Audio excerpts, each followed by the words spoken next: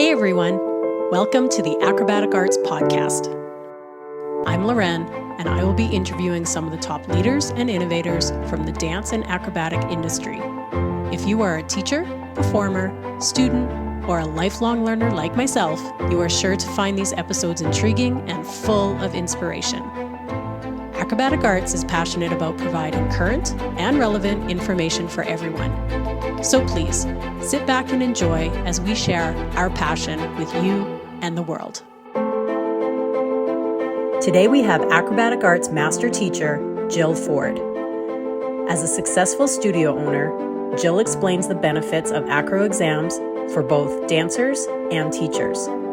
Take it away, Jill. Hello, everyone. Good morning. Thanks for tuning in. And a big thank you for Acrobatic Arts for having me share something I am very, very passionate about. If you're not sure about doing exams, I'm just here to give you a little bit of information why I love doing them and the benefits both for student and teacher that I've seen. I've been doing acrobatic arts exams for 10 years now, basically since we started offering them. I have been involved in putting students through exams. So both preparing students and then of course taking them, there are so many benefits. And I'm going to just start with talking about as a teacher. It really keeps you accountable. So when I'm preparing my students for exams, even myself, who I teach the M1 and the M2. So I'm very familiar with the syllabus, extremely familiar with it, but I'm still going to check my app when I'm preparing my students. I'm like, oh, they need to, get this better. They need to do this. But can't forget about working on this progression to get that skill better. And for sure, as a teacher, if I wasn't preparing my kids for exams, I might let that slide because it wouldn't be, something that they've got to do and get a mark on. So I really think it's so important for the teacher. It keeps you very accountable. And then of course it benefits your students.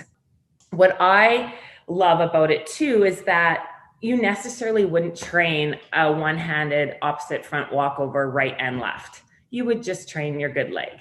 So with preparing them for the exams, you've really got to get both of those legs and both of those skills. Another example is the donkey kicks in level 5. Extremely difficult. And possibly you wouldn't spend a lot of time on it because the students don't love doing them all the time. And it's sort of thinking, well, I'm never going to use a donkey kick in any piece of choreography. Why would I spend a lot of my class time working on this skill? But the benefits of having that skill for all their tumbling, their back handspring, it's like a building block. So working on that is so, so important. It really, I know in the M1, we talk about when you're putting your student in for an exam, you look at their weakest skill, and that's where you put them in for their level. But it really forces you as a teacher to work on their weakest skill.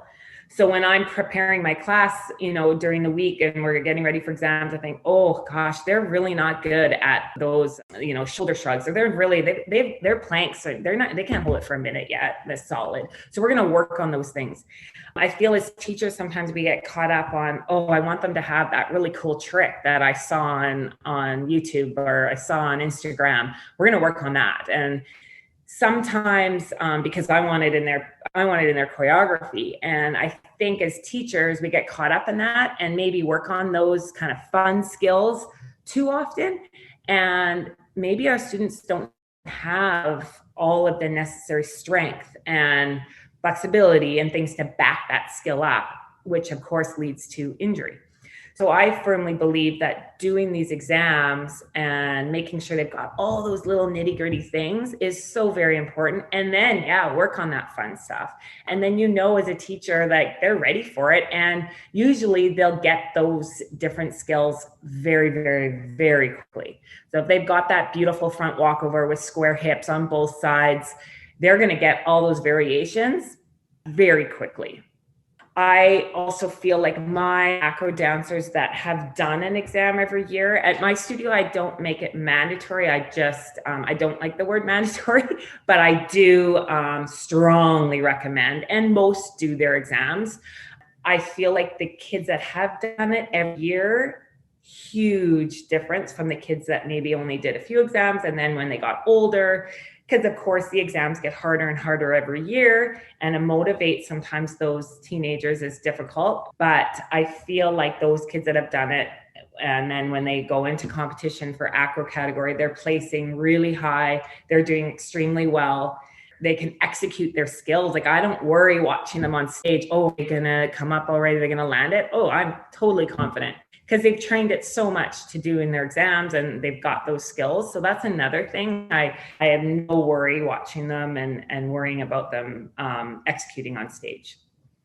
I also feel like in the class structure, when it's an exam class and most of the kids are doing their exam, the atmosphere in the class is way different than, say, going into a class where there's no exam at stake. It's a little bit less serious.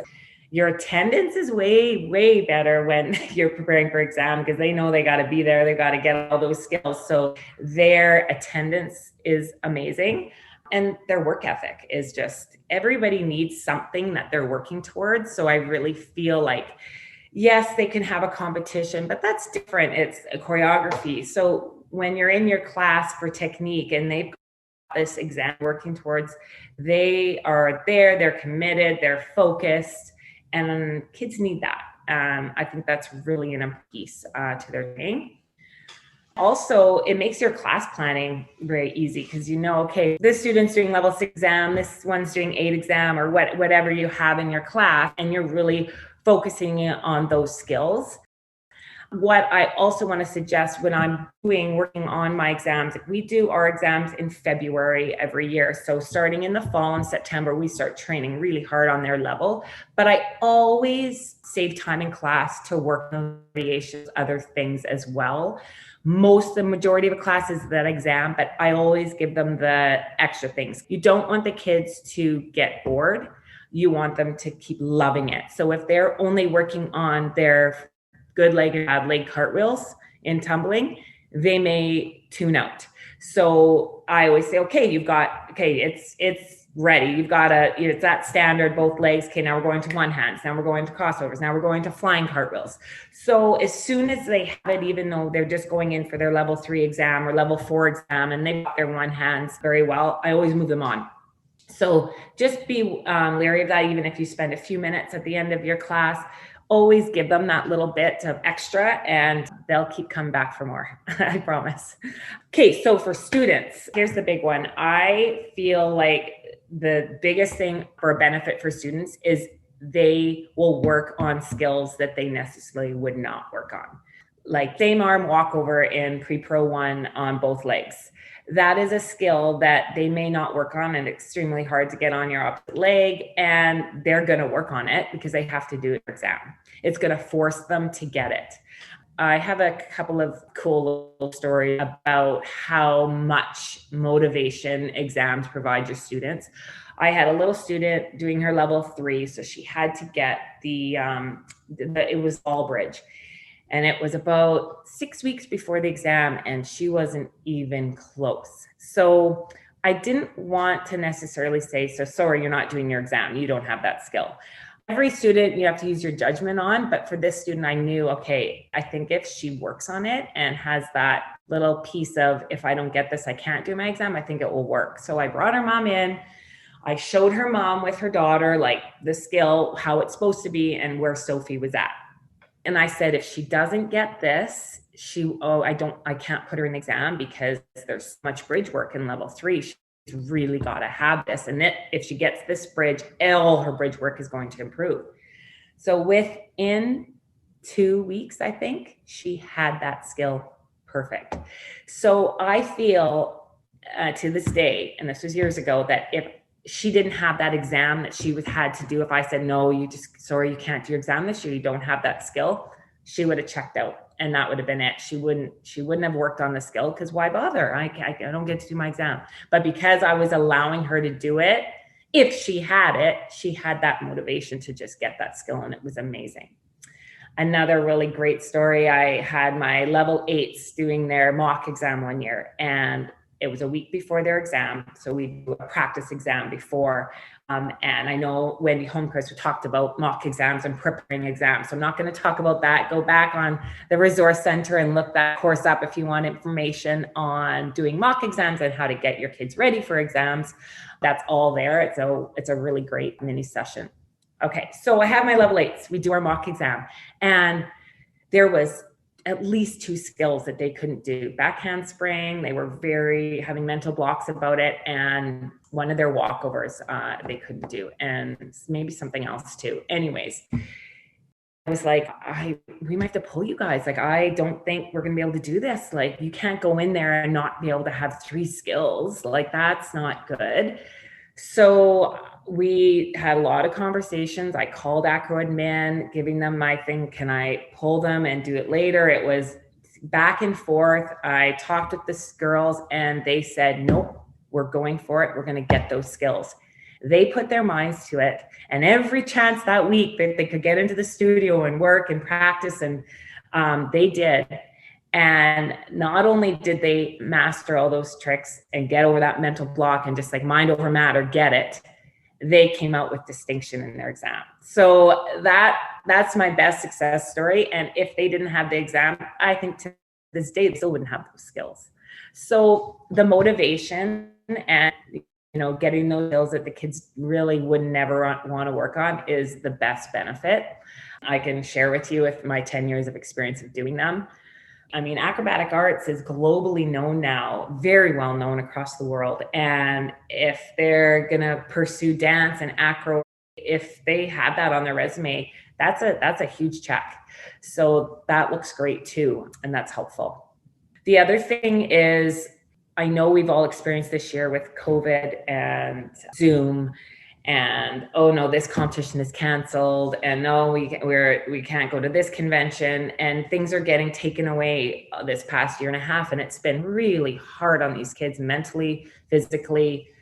I keep thanking Acrobatic Arts. Like, we're amazing to pivot and to offer the online exams. That's probably one of the biggest benefits from COVID. There's not that many. They had to offer online M1, online Acro exams, and that was a saving grace. So for my studio, for sure, because we went back into a lockdown in November and our exams were in February. So all of my preparing was done on Zoom. And there's a lot of kids that, I don't think I'm going to do it. But I gave them another angle that, okay, this is the one thing that you're going to do. You're going to get that certification. We're going to train, and it's going to motivate you to keep coming onto Zoom because you've got this exam. And it did. My attendance on Zoom was amazing. I had over 100 kids do their exam. The examiner was online. My students were in their basement or in their living room. It worked. I even had some higher level students do it, level 8s in their basements, and they were successful. And it was the one thing that I know like the teenagers really struggled with motivating, getting out of just doing anything. And it saved a lot of my dancers, and just to have to do something and work towards something that wasn't going to get taken away. We as a company, Acrobatic Arts, is offering these online exams still, and even we call them global exams. So even if you have one student that needs to do an exam or wants to, or a few, you can email Acrobatic Arts admin and we can get you registered. So that is a really great benefit. I can't say enough amazing things about doing the exam. Yes, it's work to get them registered, but the benefits for the teacher and the students far outweighs that. I mean, I've been doing it for 10 years, so it can't be that bad. So it's great. And it's not that admin is there to help you get registered and all of that. And yeah, if you're on the fence about it, go for it, offer it, do it, you'll love it. Yeah, and I think that's it. So thank you so much, Acrobatic Arts, for having me again. Thank you, Jill. We truly appreciate your unique perspective and excellent advice on preparing students for their exams. You can find more information about offering Acro exams to your students on the Acrobatic Arts website. Thanks for listening, everyone, and have a great day.